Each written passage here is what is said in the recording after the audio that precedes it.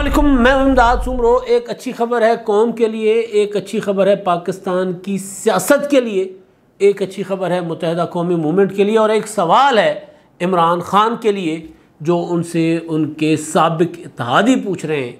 तो पहले मेरा ख्याल है सवाल पर चलते हैं और उसके बाद फिर जो अच्छी खबरें। एक तो हुकूमत खुशखबरी देने जा रही है कौम को। अब वो क्या खुशखबरी, कितनी बड़ी खुशखबरी होगी वो तो वक्त आने पर पता चलेगा, लेकिन ये कह दिया गया है कि कौम को जो मुसलसल बुरी खबरें मिल रही थी, बल्कि सदमे ही मिल रहे थे, तो उन कौम को कहा गया कि जी अब आपको कोई अच्छी खबर भी हुकूमत सुनाने जा रही है। लेकिन पहले इमरान खान साहब से सवाल। इमरान खान साहब मुसलसल अपने जलसों में, इंटरव्यूज़ में और उनका जो सोशल मीडिया है वो मुसलसल एक दावा कर रहा है, बल्कि उनके जो तर्जुमान हैं वो भी मुसलसल ये दावा कर रहे हैं कि उनको नामालूम फ़ोन से धमकियां मिल रही हैं। उनके लोगों को वफादारी तब्दील करने के लिए कहा जा रहा है। चंद रोज़ पहले, 2 रोज़ पहले मेरा ख्याल है, ये जो उनके MPA हैं, साबिक वज़ीर इत्तलात पंजाब और कई बार वज़ीर इत्तलात पंजाब रहे, वो नाम है उनका फयाज़ुल हसन चौहान साहब। उन्होंने ख़ुद स्टेटमेंट दी थी कि जी मुझे अपना एक जो है वो नामालूम फ़ोन से मुझे कॉल आई थी और मुझे कहा गया था कि 2 दिन के अंदर अंदर वफादारी बदले, तहरीक इंसाफ से इमरान खान साहब का साथ छोड़ दें, वरना तो फिर वरना होता है, और उसके बाद फिर ज़ाहिर है वो डेश लग जाता है। अच्छा, उसके अलावा फवाद चौधरी साहब ने एक कॉल सुनवाई थी अपने सोशल मीडिया के एक्टिविस्ट की को, जो फ़ोन को आता है तो वो कह रहे हैं कि जी वो जो रिकॉर्डिंग है वो उसमें ये कहा जा रहा है कि जी आप ने जो फ़लाँ ट्वीट किया था वो ट्वीट डिलीट कर दे और इतना टाइम में आपके पास डिलीट कर दे, वरना आपको कल शाम 5 बजे उठा लिया जाएगा। तो ये मामला, ये दावे चल रहे थे।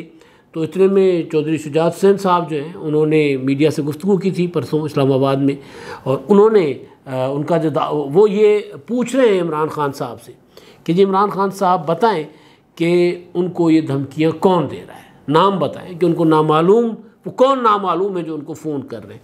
चौधरी शुजात हुसैन साहब ज़ाहिर है वो उनकी सेहत के इशूज़ हैं, वो ज़्यादा लंबी बात तो नहीं करते, लेकिन 4-5 अल्फाज में एक जुमला उनका मुकम्मल हो जाता है। तो वो ये सवाल कर रहे हैं कि जी बताएं कि कौन है जो धमकियाँ दे रहे हैं। तो इमरान खान साहब मेरा ख्याल इस मामले में काफ़ी क्लियर हो चुके हैं, उन्होंने न्यूट्रल्स कहकर बात तो क्लियर कर दी हुई है। लेकिन बहरहाल अब ये सवाल जो शुजात हुसैन साहब ने उनसे किया है, तो इसका जवाब अब शुजात हुसैन साहब ज़ाहिर वो ये समझ रहे हैं कि उनको जो बात उन तक आ रही है वो मुबहम है। पहले वो इमरान खान साहब के इत्तेहादी थे और फिर उन्होंने हुकूमत अपोजिशन के साथ इत्तेहाद बना लिया, इमरान खान की हुकूमत छोड़कर, बल्कि गिराने में उनका कलीदी किरदार था। बेशक उनके 2 वोट उधर गए थे, लेकिन ये हुकूमत खड़ी भी 2 वोटों के ऊपर हुई है।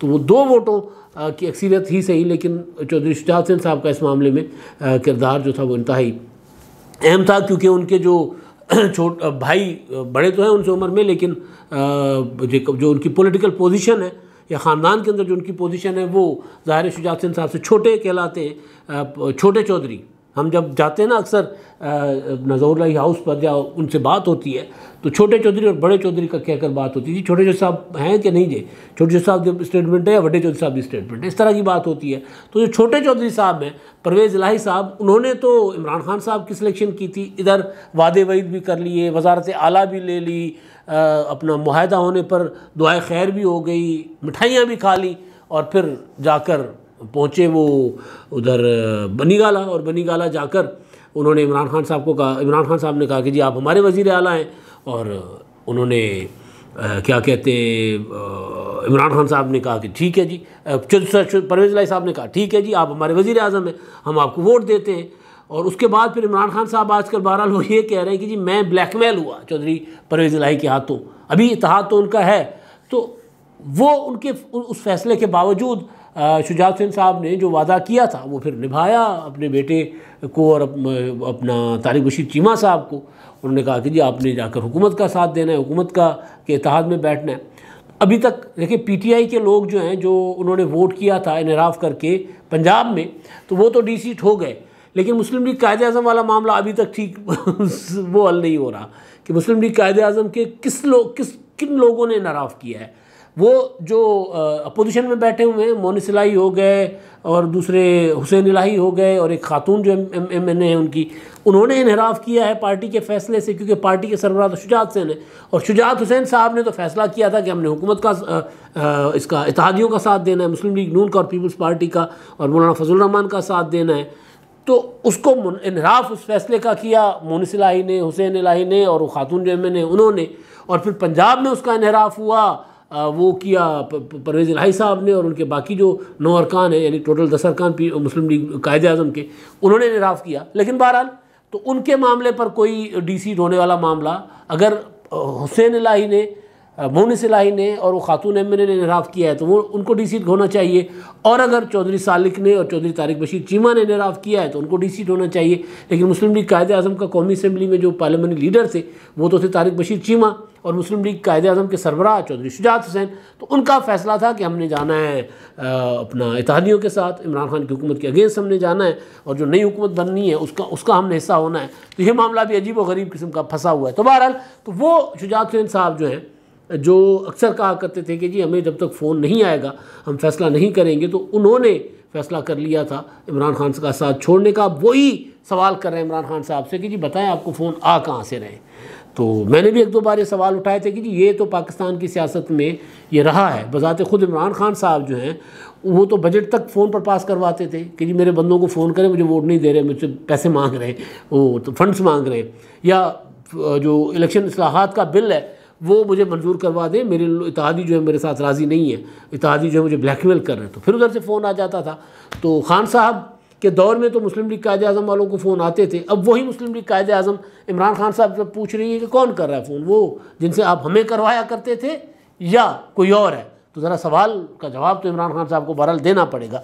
अच्छा जी, अब मामला है, मैं खुशखबरियों के पास की तरफ चलता हूँ। एक जो अच्छी चीज़ हुई है, आपने देखा कि पाकिस्तान की सियासत में बहुत ज़्यादा बहस चली, सियासी मुखालफत, आपने जलसे में खड़े होकर किसी के ऊपर तकरीर कर ली, आपने किसी के ख़िलाफ़ प्रेस कॉन्फ्रेंस कर ली, आपने प्रेस क्लब के सामने, पार्लियामेंट के सामने, किसी भी माल रोड पर, पंजाब असम्बली के सामने, किसी भी अवामी मकाम पर जाकर किसी के ख़िलाफ़ मुजाहरा कर लिया, जुलूस निकाल लिया। ये तो आपका राइट है, ये तो होता है, ये दुनिया जहान में होता है। लेकिन आप किसी के घर के दरवाजे पर जाकर मुजाहरा नहीं करते। ये ट्रेडिशंस माजी में, कोई बहुत माजी में मैं नहीं जा रहा, लेकिन ये जो 2008 से 2013 तक पीपल्स पार्टी की गवर्नमेंट थी मरकज़ में, और पंजाब में मुस्लिम लीग नून की थी, और पंजाब में या मजमूई तौर पर मुल्क में लोड शेडिंग बदतरीन होती थी, तो उस वक्त ये रिवायात मुस्लिम लीग नून ने डाली थी। मुझे अच्छी तरह याद है कि उस वक्त रियाज फतेहाना साहब मुस्लिम लीग कायदे आज़म से थे वो, और वो अपना उनका टोबा टेक सिंह में उनके घर के ऊपर अटैक हुआ था, मुजाहरा हुआ था, और उसमें मेरा ख्याल एक आध बंदा जो है वो हलाक भी हो गया था, जानी नुकसान भी हुआ था। और इसी तरह पीपल्स पार्टी के MNAs या MPAs या उनके मिनिस्टर्स के घरों के बाहर जाकर मुजाहरे भी हुए, पथराव भी हुआ। एक ये चीज़ हुई थी, उस वक्त भी उसको कंडेम किया गया था कि मुस्लिम लीग नून जो ये कुछ कर रही है ये ठीक नहीं है। आपने प्रोटेस्ट करना है, अवामी मकाम पर करें, आप किसी का रास्ता नहीं रोक सकते। आप किसी के घर में जाकर, किसी के ख़िलाफ़ या घर के आगे जाकर, या किसी का जो समाजी या सियासी तो खैर नहीं, लेकिन किसी की जो समाजी एक्टिविटी है उसको आप डिस्टर्ब करके अपना एहतजाज नहीं कर सकते। वो एहतजाज नहीं है, किसी की आज़ादी सल्ब करने के मुतरादिफ है। यही कुछ होता रहा। अब वो तब भी हमने उसकी मुखालफत की थी, तब भी अच्छा नहीं समझा था जो मुस्लिम लीग नून कर रही थी। और अब ये इमरान खान साहब ने, मुस्लिम लीग नून हो गई, पीपल्स पार्टी हो गई, ये वक्त के साथ साथ इर्तिका करके सुधरे हैं, संभले हैं, और इन्होंने बहुत सी चीज़ें बेहतर भी की हैं। अभी भी गलतियाँ कर रहे हैं, लेकिन ये है कि जो पहले की हुई गलतियों का एतराफ़ कर ले और फिर उसके बाद कोई दूसरी गलती कर ले, तो उससे ये तवक्को की जा सकती है कि जी ये दूसरी, यानी दूसरी तरह की गलती, तो उससे ये तवक्को की जा सकती है कि जी ये माजी में इसने गलती की थी, उसका इदराक हो गया, उसका एतराफ़ कर लिया, उसका अजाला कर लिया, या कम अज़ कम कौम से माफ़ी मांग ली। तो ये लोग जो हैं दोबारा अगर कोई गलती करेंगे तो यार दोबारा सुधर भी जाएंगे। लेकिन जो तहरीक इंसाफ है, इमरान खान साहब हैं, 27 साल उनकी सियासत को हो गए हैं, वो अपनी किसी गलती को नहीं तस्लीम करते। वो जो कुछ कर रहे होते हैं वो कहते हैं ठीक है, या गलती को तस्लीम भी करते तो बहुत बड़ा अगर मगर अजीब व गरीब किस्म की वो लगा के ना, वो क्या होता है, दलाइल अजीब व गरीब किस्म के एक्सक्यूज़, अजीब व गरीब किस्म के एक्सक्यूज़ देकर वो अपनी गलती को तस्लीम करते, लेकिन माफ़ी नहीं मांगते। अब इमरान खान साहब ने पाकिस्तान की सियासत में एक अजीबोगरीब किस्म की नफ़रत को परवान चढ़ाया हुआ है। उसका नतीजा ये हुआ है कि लोग अगर देखते हैं किसी वज़ीर को, किसी मुशीर को या इमरान खान के किसी मुखालिफ को, तो उसके ऊपर नारेबाजी शुरू कर देते हैं। जो कहाँ बैठे हैं, वो फैमिली के साथ खाना खा रहे हैं, वो जहाज़ में बैठे हुए हैं, वो किसी स्टॉप ओवर पर मोटरवे पर बैठकर कोई चाय कॉफ़ी के लिए उतरे हैं, उनके ऊपर नारेबाजी शुरू हो जाती है। अब अभी तक कोई बड़ा इंसिडेंट नहीं हुआ, लेकिन बड़ा इंसिडेंट हो सकता है। वो जो इस्लामाबाद में मुस्तफ़ा नवाज़ खोखर और फैसल करीम कुंडी ने नूर आलम ख़ान को गालियाँ देने वाले साहब के साथ जो कुछ किया था, वो एक छोटा इंसिडेंट था, छोटा था। वो उसमें था कि सिर्फ लाते चली, और उसके बाद फिर उन लोगों ने उस साहब को ढूंढकर उनसे फिर खुद ही कहा कि जी आप भी ज़रा माफ़ी मांग ले, हम भी आपसे माजरत कर लेते। तो वो मामला उनको भी एहसास हुआ कि यार इस तरह नहीं होना चाहिए, क्योंकि सियासतदान जो होते हैं वो उनकी पब्लिक डीलिंग होती है, सारा दिन वो तल्ख से तल्ख बात, कड़वी से कड़वी बात सुनने के आदी होते हैं। हमारा ब्यूरोक्रेट या हमारा जो चाहे वो जो भी हमारी जो रियासती मशीनरी है, उसके जितने भी जो डिपार्टमेंट्स हैं, जितने भी महकमे, उनके अंदर काम करने वाले सारे, चाहे जुडिशरी हो गई, चाहे फ़ौज हो गई, चाहे ब्यूरोक्रेसी हो गई, उनके अंदर बर्दाश्त तहम्मुल इतना नहीं होता जितना सियासतदान के अंदर होता है। वजह यह है कि सियासतदान वो रज़ाकाराना तौर पर कर रहा होता है, अपनी मर्ज़ी से कर रहा होता है। कर तो खैर वो भी अपनी मर्ज़ी से रहे होते हैं। जो अब अगर कोई फ़ौज में जाता है, कोई जज बनता है, कोई ब्यूरोक्रेट बनता है, वो अपनी मर्ज़ी से जाते हैं, लेकिन वो जो होते हैं वो अपने आप को अवाम के सामने जवाबदेह नहीं समझते। अलमिया ये है, जिनको जवाबदेह समझना चाहिए, सियासतदानों को भी, उनको भी। तो सियासतदान जो होते हैं वो अवाम के सामने जवाबदेही का वाली जो बात है वो सिर्फ फर्जी नहीं करते, वो वाक़तन अपने आप को अवाम के सामने जवाबदेह समझते। वो सियासतदान जो फुल टाइम सियासत करते हैं, जो पार्ट टाइम सियासत करते हैं, जो बरसाती मेंढक होते हैं ना, जो वो मौसमी परिंदे, वो तो अपने आप को अवाम के सामने जवाबदेह नहीं समझते। लेकिन जो पॉलिटिकल पार्टीज़ जो हमारी हैं, ये बहरहाल किसी ना किसी, मतलब हम उनसे इख्तलाफ कर सकते हैं, लेकिन उनके अंदर मिजाज जो है उनका, उनके पुराने जो लोग हैं या नए आने वाले लोग हैं, उनके अंदर ये ज़रूर है कि जी हम आवाम के सामने जवाब दें। लिहाजा उनके सामने अगर कोई नारेबाजी कर दे तो वो उसको बर्दाश्त भी करते हैं और उसको खंदा पेशानी के साथ उसको सुन भी लेते हैं और उसको रिएक्ट भी नहीं करते। एहसन इकबाल साहब के साथ वाक़या हुआ भेरा में चंद रोज़ पहले। एक फैमिली ने, ख़वातीन थी, बच्चे थे, उन्होंने उनको देखा, उनसे आर्गूमेंट की, कोई बात की, फिर उन्होंने आर्गूमेंट किया और फिर उन्होंने चोर चोर के नारे लगाना शुरू कर दिए। तो उस फैमिली में जो एक बंदा जो था, मर्द था, जो वो जाते हुए एहसन इकबाल साहब को ज़रा इस तरह उन्होंने एहसन इकबाल साहब के कंधे पे हाथ रखा कि यार सॉरी, यानी जो नज़र आ रहा होता है एक वीडियो में, वो आवाज़ तो नहीं आ रही थी, नज़र आ रहा था कि यार वो बंदा मामले को ठंडा कर रहा है। लेकिन जो ख़वातीन थी जिन्होंने नारे लगाए, उनके जो नारे थे वो बता रहे थे कि वो बहुत ही ज़्यादा कोई इमरान खान साहब के ज़ेर असर है। इमरान खान साहब की तकरीरों का असर बहुत होता है। वो जो उनके चाहने वाले हैं, बाकियों पे नहीं होता, जो उनके चाहने वाले नहीं हैं, वो एक एक जुमले के बाद इतनी बड़ी, मतलब मैं क्या कहूँ, इमरान खान साहब को सुना रहे होते हैं। लेकिन जो चाहने वाले होते हैं वो कहते हैं इमरान खान साहब बेशक यही तकरीर अभी आज के दिन 24 बार करेंगे, यानी 24 घंटे हैं ना, 24 घंटे होते हैं, सर्किल होता है। अगर 24 घंटे यही बात मुसलसल रिपीट करते रहेंगे और 24 बार ये तकरीर करेंगे तो भी हम सुनेंगे और उसी तरह सर धुनेंगे। तो लेकिन जो मुखालफीन है तो ज़ाहिर है वो फिर उसके बिल्कुल बरक्स इमरान खान साहब को रिएक्शन देते हैं, रद्दमल देते हैं, अपने जज्बात का इजहार करते हैं। फिर जज्बात के इजहार का तरीका, अगर बंद कमरे में बंदा बैठा है तो उसका कई तरीके हो सकते हैं। तो इमरान खान साहब की तकरीरों से असर लेकर जो लोग इमरान खान साहब कहते हैं ना कि इनको ये आप जहाँ जाएंगे, यानी आपने देखा मदीना मुनव्वरा में जो वाक़या हुआ था अपना उनके साथ मरियम औरंगज़ेब साहिबा के साथ, और उनके साथ थे वो शाहज़ैन भुट्टी थे, वो जो नारे लगे मदीना मुनव्वरा में, लंदन में नवाज शरीफ साहब के घर के पास सामने दूसरे तीसरे दिन जाकर मुजाहरे हो रहे होते और नवाज शरीफ बाहर निकलते थे तो उनका रास्ता रोका जाता था। तो वहाँ पर लंदन की इंतज़ामिया ने, मेरा ख्याल है कुछ जिन्होंने ये किया था उनको ज़रा सख्त पैगाम दे दिया था। सऊदी अरब वालों ने तो सज़ाएँ भी दे दी। तो इमरान खान साहब क्या कहते थे कि जी आप कहीं भी जाएंगे आपको चोर चोर के नारे सुनने पड़ेंगे। तो लिहाजा इमरान खान साहब के चाहने वाले इमरान खान साहब की इस बात पर अमल करते हुए उनको कहीं भी कोई उनका मुखालिफ इमरान खान साहब का नज़र आ जाता है, चोर चोर चोर के नारे लगाते हैं। एहसन इकबाल साहब तो मुस्लिम लीग नून से हैं, इमरान खान साहब के टारगेट पर थे, जेल में भी रहे इमरान खान साहब के दौर में। मुत्तहिदा कौमी मूवमेंट वाले जिनका जो इमरान खान साहब के इत्तेहादी भी रहे, उन्होंने जब इमरान खान साहब से इत्तेहाद तोड़ा तो कराची में पीटीआई वाले मुत्तहिदा कौम मूवमेंट वालों को भी गद्दार गद्दार के नारे उनके खिलाफ भी लगाना शुरू कर दिए थे उन्होंने।